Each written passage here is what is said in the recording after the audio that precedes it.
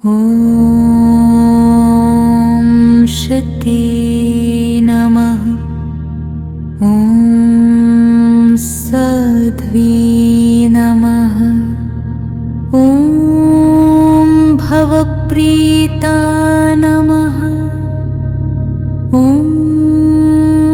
भवानी नमः।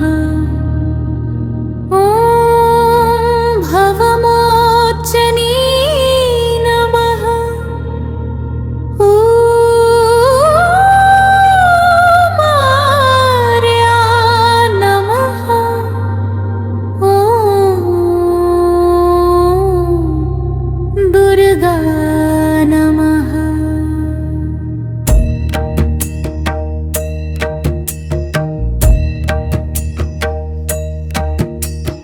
ॐ माद्या नमः।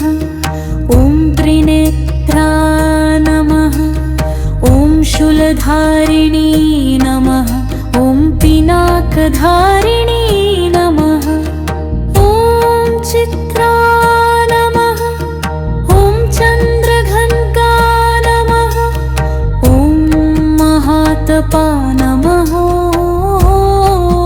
मन नमः। ॐ बुद्धि नमः। ॐ अहङ्कारा नमः। ॐ चित्तरूपा नमः। ॐ चिता नमः।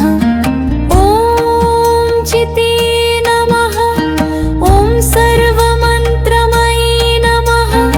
ॐ सत्ता नमः। ॐ सत्य आनन्दस्वरूपिणी नमः। ॐ अनन्ता नमः। ॐ भाविनी नमः।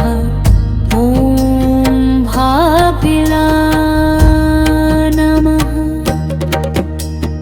ॐ बपर्या नमः। ॐ सदागते नमः। ॐ शाम्भवी नमः। ॐ देवमाता नमः। ॐ चिन्ता नमः। ॐ रत्नप्रिया नमः। ॐ सर्वविद्या नमः। ॐ दक्षकन्या नमः। ॐ दक्षयज्ञविनाशिनी नमः। ॐ अपर्णा नमः। ॐ अनेकवर्णा नमः। ॐ पाटलावती नमः। ॐ पट्टाम्बरपरिधाना नमः। ॐ कलमञ्जीररञ्जिनी नमः।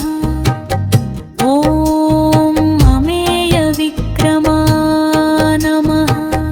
ॐ क्रूरा नमः। ॐ सुन्दरी नमः। ॐ सुरसुन्दरी नमः। ॐ वनदुर्गा नमः। ॐ मातङ्गी नमः। ॐ मतङ्गमुनिपूजिता नमः। ॐ ब्राह्मी नमः। ॐ न्याहेश्वरी नमः। ॐ इन्द्री नमः। ॐ कौमारी नमः। ॐ वैष्णवी नमः। ॐ वाराही नमः। ॐ लक्ष्मी नमः। ॐ पुरुषाकृते नमः। ॐ विमला नमः। ॐ उत्तर्षिणी नमः। ॐ ज्ञान नमः। ॐ क्रिया नमः। ॐ विद्या नमः। ॐ बुद्धिदा नमः। ॐ बहुला नमः। ॐ बहुलप्रेमा नमः। ॐ सर्व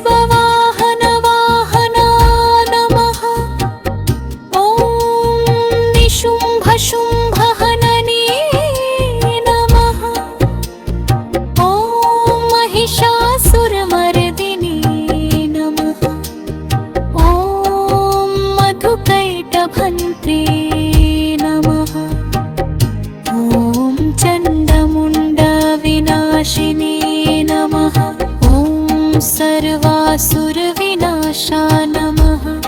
ॐ सर्वदानवघातिनी नमः।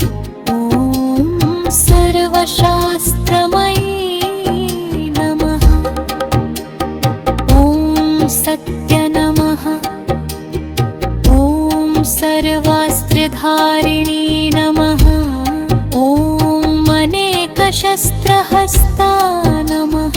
ॐ अनेकास्त्रधारिणी नमः। ॐ कुमारी नमः। ॐ एककन्या नमः। ॐ कैशोरी नमः। ॐ युवती नमः। ॐ यती नमः। ॐ अप्रोहा नमः। ॐ फलप्रदा नमः। ॐ महोदरी नमः। ॐ मुक्तकेशी नमः। ॐ घोररूपिणी